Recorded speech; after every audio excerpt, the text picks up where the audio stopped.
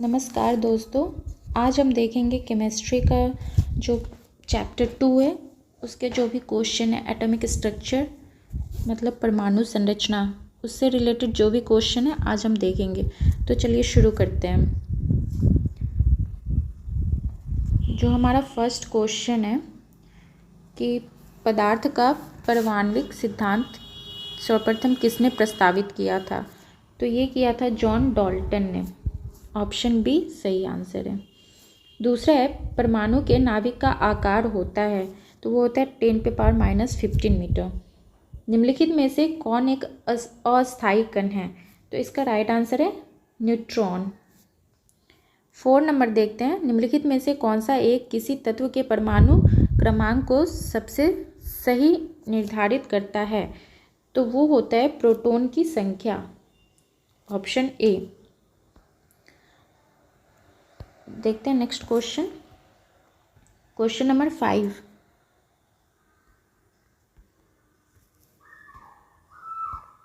Question number 5 में है कि परमाणु के नाभिक में निम्न कण होते हैं। तो नाभिक में कौन कौन से होते हैं? सिर्फ प्रोटॉन और न्यूट्रॉन होते हैं, क्योंकि इलेक्ट्रॉन जो होते हैं वो उसके कक्षा में रोटेट करते रहते हैं। 6 नंबर क्या है? निम्नलिखित में से कौन एक आवेश रहित कण है? तो आवेश रहित कौन हो जाएगा? न्यूट्रॉन। 7 है परमाणु में कौन से मूल कण समान संख्या में स्थित होते हैं? तो कोई भी एटम जो होता है वो न्यूट्रल होता है, तो उसमें जो इलेक्ट्रॉन और प्रोटॉन होते हैं वो बराबर मात्रा में होते हैं। सबसे पहले इलेक्ट्रॉन के आवेश का सफलतापूर्वक निर्धारण किसने किया था? तो वो किया था मिलिकन ने। Option B. 9 नंबर क्वेश्चन है कि एक इलेक्ट्रॉन पे कितना आवेश होता है? तो वो होता है -1.6 × 10⁻⁻19 और प्रोटॉन पे +1.6 × 10⁻⁻19। 10 है रदरफोर्ड के प्रकीर्णन परीक्षण ने किसकी मौजूदगी को सिद्ध किया? तो वो क्या है? परमाणुओं का न्यूक्लियस। Option D. 11 नंबर है परमाणु विद्युत होते हैं। तो ये जो होते हैं वो उदासीन रूप होते हैं, क्योंकि नंबर ऑफ इलेक्ट्रॉन और प्रोटॉन जो होते हैं कोई भी एटम में वो बराबर होते हैं। नेक्स्ट क्वेश्चन देखते हैं 12। इलेक्ट्रॉन की खोज की थी, तो वो किसने की थी? जे थॉमसन ने। Option A. प्रोटॉन की खोज किसने की थी? तो वो की थी गोल्डस्टीन ने। Option A. 14 है जेम्स चैडविक ने निम्नलिखित में से किसकी खोज की थी? तो वो किया था न्यूट्रॉन की खोज। Option C. निम्नलिखित किन कणों में कणीय तरंग की द्विप्रकृति पाई जाती है? तो ये हो जाएगा electron. Option C. Next question देखते हैं पॉजिट्रॉन। पॉजिट्रॉन की खोज किसने की थी? तो एंडरसन ने की थी। Option C. 70 नंबर देखते हैं परमाणविक नाभिक किसने खोजा था? तो वो खोजा था रदरफोर्ड ने। Option A. 18 है एक भारतीय वैज्ञानिक जिसका नाम एक विशिष्ट मूल कण के साथ जुड़ा हुआ है, तो वो है बी बोस। नेक्स्ट क्वेश्चन देखते हैं 19।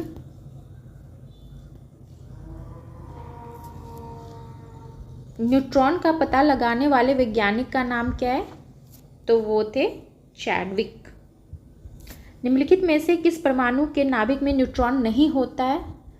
तो वो हो जाएगा हाइड्रोजन। 21 इलेक्ट्रॉन के तरंग प्रकृति की खोज सर्वप्रथम किसने की थी?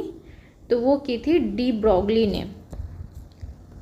12 देखते हैं तत्व में के सबसे छोटे भाग को क्या कहते हैं? तो तत्व के सबसे छोटे भाग को हम कहते हैं परमाणु, एटम। 23 है डाल्टन के परमाणु सिद्धांत के अनुसार कौन सा सबसे छोटा कण स्वतंत्र रूप से रह सकता है? तो वो है परमाणु। Option B. 24 है किसी परमाणु का रासायनिक व्यवहार निर्भर करता है उसके न्यूक्लियस के इर्द गिर्द घूम रहे इलेक्ट्रॉन की संख्या पर। Option C. नेक्स्ट क्वेश्चन देखते हैं द्रव्यमान संख्या जो है वो किसका योग होता है? तो द्रव्यमान संख्या जो होता है वो इलेक्ट्रॉन और प्रोटॉन का योग होता है। सॉरी, प्रोटॉन और न्यूट्रॉन का योग होता है।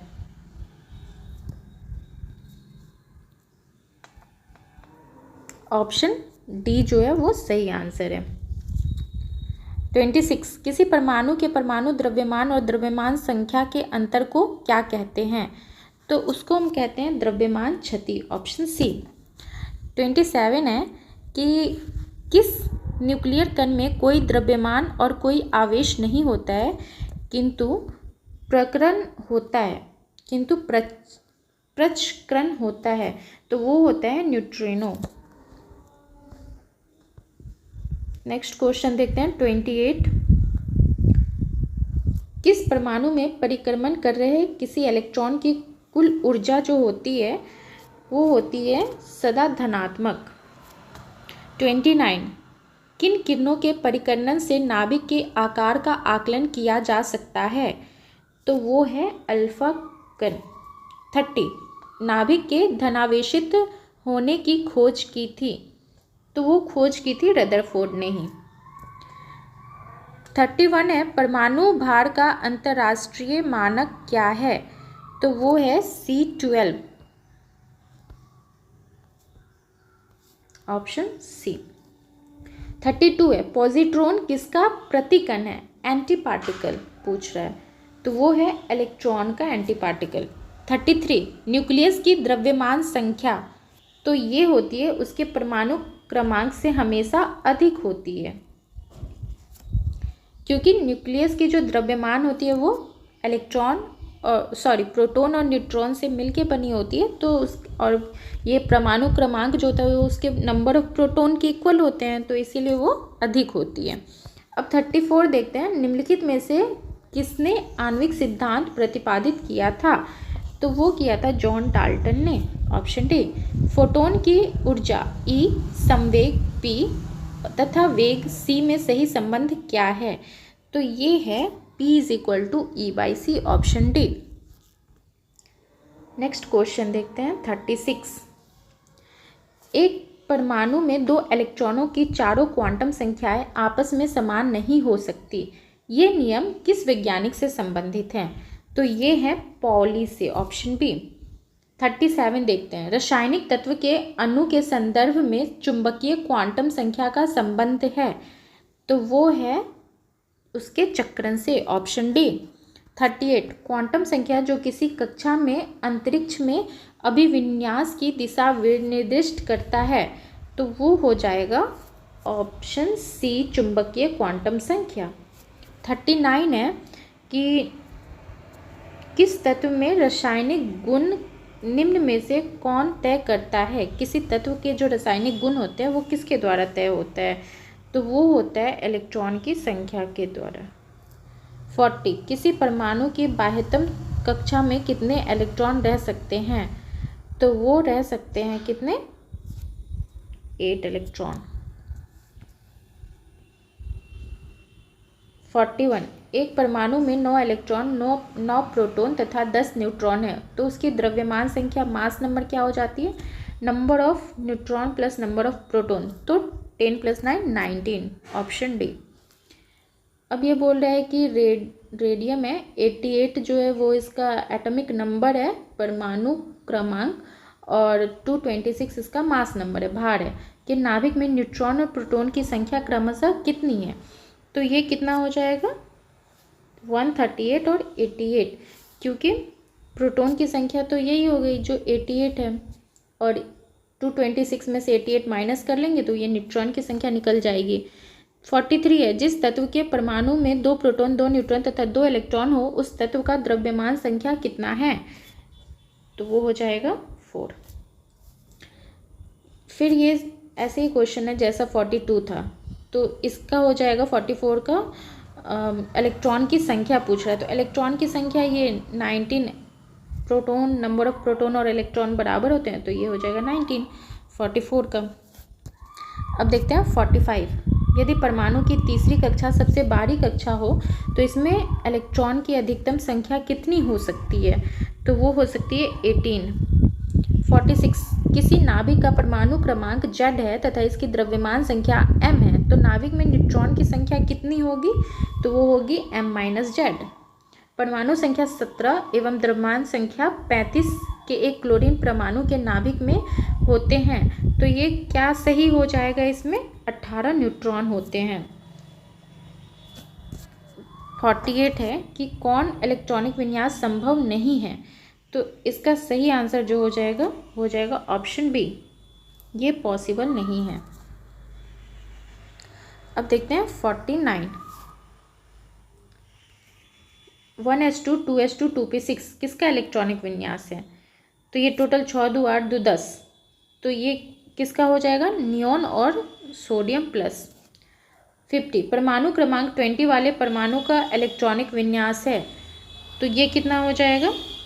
2882, ऑप्शन सी। कौन सी इलेक्ट्रॉनिक संरूपण धातु तत्व के लिए है? धातु तत्व के लिए बोल रहे हैं, तो ये क्या हो जाएगा? 51 का डी। अब ये 52 है, एल्युमिनियम का दिया हुआ है, एटॉमिक नंबर 13 और मास नंबर 27, इसकी इलेक्ट्रॉनिक संरचना क्या हो जाएगी? तो ये हो जाएगी 283। 53 देखते हैं, निम्नलिखित में से कौन सी इलेक्ट्रॉनिक संरचना सोडियम आयन की है? तो कितना हो जाएगा? सोडियम आयन का पूछ रहा है, तो ये हो जाएगा 28। स्वर्ण पत्र गोल्ड फॉयल से किसकी प्रकीर्णन का अध्ययन करके रदरफोर्ड ने नाभिक की खोज की थी? तो वो अल्फा पार्टिकल। 55 देखते हैं, जब कोई इलेक्ट्रॉन उच्च कक्षा से निम्न कक्षा में आता है तो क्या होता है? ऊर्जा का उत्सर्जन होता है। अब ये इलेक्ट्रॉनिक विन्यास पे विचार करना है, और इसमें बोल रहा है कि हुंड के सिद्धांत का पालन नहीं कर रहा है, तो हुंड के सिद्धांत का पालन इसमें से कौन नहीं कर रहा है? तो वो पहला नहीं कर रहा है और ये तीसरा भी नहीं कर रहा है, तो फर्स्ट और थर्ड। 57 देखते हैं, सोडियम परमाणु में कोर इलेक्ट्रॉन की संख्या, तो ये कितनी होती है? 10, क्योंकि एक जो हो गया वो तो उसके आउटर मोस्ट में हो गया, बाहरी कक्ष में हो गया। 58 है, किसी परमाणु का इलेक्ट्रॉनिक विन्यास 282 है, इसमें संयोजी इलेक्ट्रॉन की संख्या है, तो वो कितनी हो जाएगी? 2। जो आउटर मोस्ट इलेक्ट्रॉन है वही तो संयोजी संख्या होगी। 59, एक तत्व के परमाणु में 19 प्रोटॉन तथा 20 न्यूट्रॉन है, इसकी द्रव्यमान संख्या कितनी होगी? तो द्रव्यमान संख्या सीधा इसको ऐड कर देना है, 39। अब है 60, तत्व ए की परमाणु संख्या 13 है, इसमें संयोजी इलेक्ट्रॉन की संख्या कितनी होगी? तो वो कितनी हो जाएगी?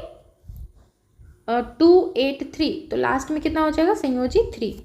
अस्थाई नाभिक हल्का A <10 के साथ में, तो ये क्या हो जाएगा?